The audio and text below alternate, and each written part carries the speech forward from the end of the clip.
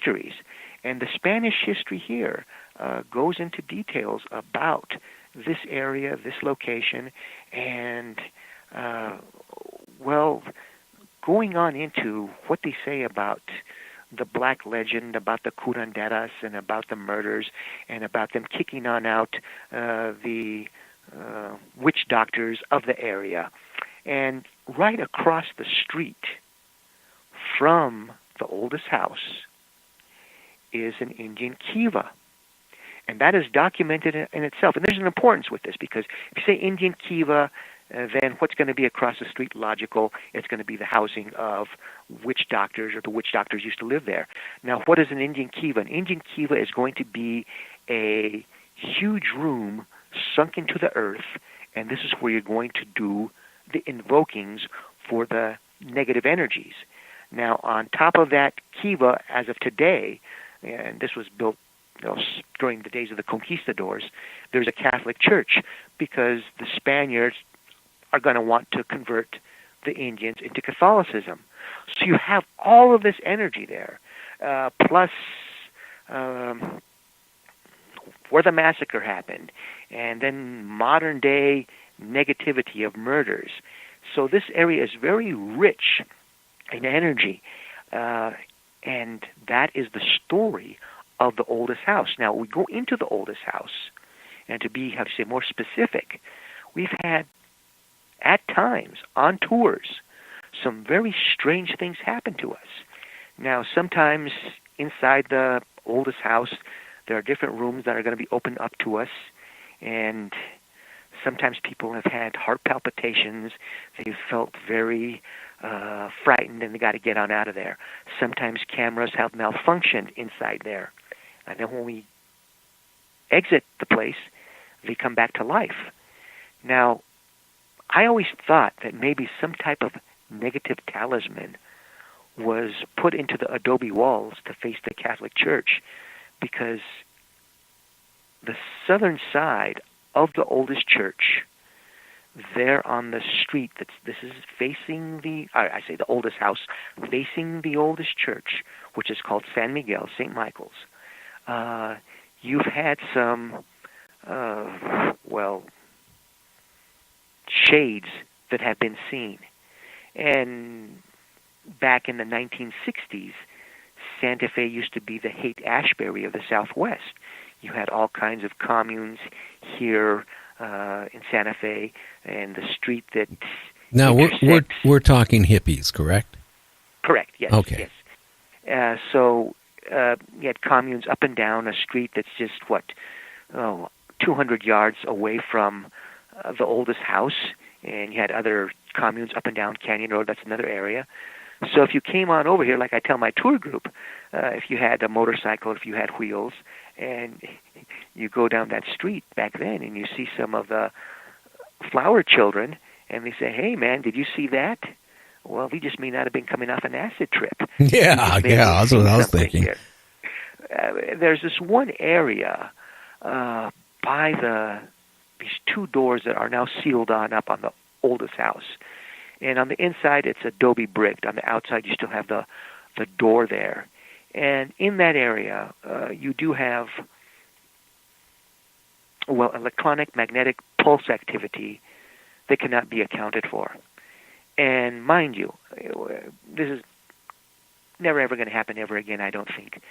But with all the power shut down on that street, so you can't fake people on out by saying, with your meters, like they do on TV and different ghost shows, "Oh, dude, I got something," and it's really a live wire in the wall. I mean, there's no power whatsoever on this street. We were able to get some incredible bursts of energy. And well, now, can I interrupt? Is there any radio towers by there, amateur radio operator antennas near that area that could have, contribute to maybe you getting readings, or did you rule all that out? I rule that on out, but of course, who knows what? I mean, maybe there's a CIA operation around there with some. Nowadays it could be towers there, but even with that, let's just say that all of our ghostometers were not calibrated the right way, or we're getting tricked, we go with Old Faithful, and we go with some dowsing rods. And of course, this is on my website, Santa Fe Ghost and History Tours. Go onto it, and you're going to see pictures of my investigations. You're going to see us with meters. You're going to see us with dowsing rods. And in that area, well, right now I'm going to interrupt, about, Allan. I'm going to interrupt you again. Explain what this rod is, because there's going to be some younger people on here listening that don't even know. Okay, well, witchers use a fork to go looking for water, a different type of wood. I'm talking about dowsing rods that are going to be 2 copper rods. They're going to be bent, like if you can imagine, like 2 large L's. And you put the small end into your hand, kind of like a boxing glove, with the thumb very gently on top of the long end of the rod that's going to be extending on out. And with that, you want to just clear your mind and see what kind of energy comes your way. And you're walking, and the rods can go to the right, go to the left, as in what direction you're supposed to go to. And then at times, they will cross, and you're at point A where something happened, or maybe that's where the activity's at. And if it gets really, really like a tempest of energy, sometimes those rods can whip around and point straight back at the person. And that's what's happened there at the oldest house. So there is all kinds of activity. And here's one of the even more sinister aspects. And of course, people say, "Oh, that's exaggeration from the Spanish black legends," and there's no such thing as that. Behind the oldest house, there is a dirt parking lot because now it is a curio shop. And go on in there, people in Santa Fe that come to Santa Fe. Wonderful place, wonderful people that run it, the Smith family. But behind this, there's this parking lot. And every now and then, when a sewer line or water line breaks and they've got to dig into that dirt parking lot, they find human bone. And that's American Indian bone. Now, mind you, there's not a European graveyard right there. The European graveyard goes farther on up this street. The street's called East of Vargas. So, in essence, what I'm telling you there, Tombstone, is this place is just loaded with all kinds of paranormal energy. And you've got the oldest house, you've got the curanderas, before that the witch doctors. Across the street you've got the kiva. Then with that you had the bloody massacre that happened there. You name it, it's happened on that street. So if you want to do some ghost hunting between 2 and 4 in the morning, that's one of the places that you want to go to, because the odds of you getting something are much greater at this location than, well, at other locations. There are some other places that you have activity, but this place is, repeating myself, is chock full of all kinds of mayhem. And those are just some of the stories there of that place. Oh, wow. Now, the one place you were talking about, Al Capone, I should say, of that area, how many people, did they know how many people were buried on his property? Well, no. One of the things about that is this guy ran the Santa Fe Ring. That was a notorious gangster organization from Wild West days into the early 1900s. And if you ever seen that Shoot 'em on up, Young Guns 2, Billy the Kid and the Regulators are fighting the House in central New Mexico. In other words, the House, the bad guys there, these are going to be like the dukes, the barons. They bow the ring to the Santa Fe Ring. And the main man was this Abraham Staub. And, of course, the partisans of the Staubs say, "Oh, no, you're completely wrong." But, you go back and you you interview some of the oldsters back in the 60s, 70s, before they passed on, or you go into the archives, or you even... This guy was well, he wasn't a hitman. He had his own group of hitters that did his mayhem. So there's this resort in Santa Fe. It's called the La Posada. It's a wonderful resort, and the central building is Abraham Staub's old mansion. And you go on in there, and the first floor, and they're going to have a lot of the staterooms, just like what it was during Wild West days.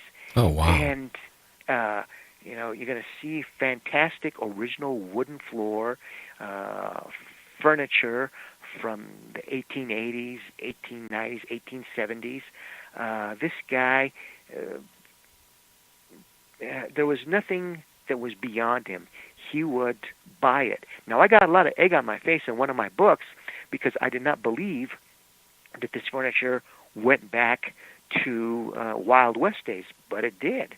But the point being about this is this man, as far as the good guys that fought the Santa Fe Ring and died, well, a lot of them their bodies were put in the Mascareñas area, which is to the northeast of Santa Fe. And, of course, others were never found, so were they buried there on the property, or were they buried on another property which belonged to the number 2 man of the Santa Fe Ring? His name was Catron, and he eventually became the number 1 man. But this property where Catron owns, this is roughly about what? Oh, gosh. 40 yards away on the north side of the oldest house. In other words, that area, and getting back to the oldest house, who knows what has gone down there from Wild West days to, going back to Conquistador days. But, so, okay, we'll go to La Posada. But La Posada, yes, it's a magnificent place. It's got one of the best bars, if not the best bar, in Santa Fe, and really rich wood furniture. It's the Taj Mahal still of New Mexico. And as far as ghost activity there, the ghost of Julius Staub, his wife, roams that mansion. And I say that there's other energies there as well. Because, again, too, who knows who's buried in the old Rose Garden. Now, the old Rose Garden does not exist anymore, unfortunately. In 1994, when they were doing a lot of remodeling, they ended on up, and maybe it was 95, they ended on up tearing on up this beautiful rose garden. There was kind of something out of like a miniature version out of Versailles or Alice Through the Looking Glass. And its nickname was the Garden of Good and Evil. And now there is a large patio there for the restaurant. So that's no longer there, but who knows what's underneath it. But the ghost of Julia and other energies do roam this area. And on the website, you're going to see a little bit of a documentary that was done last year. And the website, again, is SantaFeGhostAndHistoryTours.com. And we're in this one room that is known as the Rose Room. And this snippet is going to show me with a ghostometer, a tri-field, and it's just screaming. And of course, skeptics are going to say, well, you miscalibrated, or you're tricking the people because there's got to be some energy in this room. And okay, well, let's forget about that. Let's go with the dowsing rods. So we get 2 copper rods. So the most negative of the people on this crew, a young Oriental girl, a young lady, she gets the dowsing rods. And she is using them in this rose room, and suddenly they start come on back. It scares her. There's a push. Who knows what it was that got her, and she screams and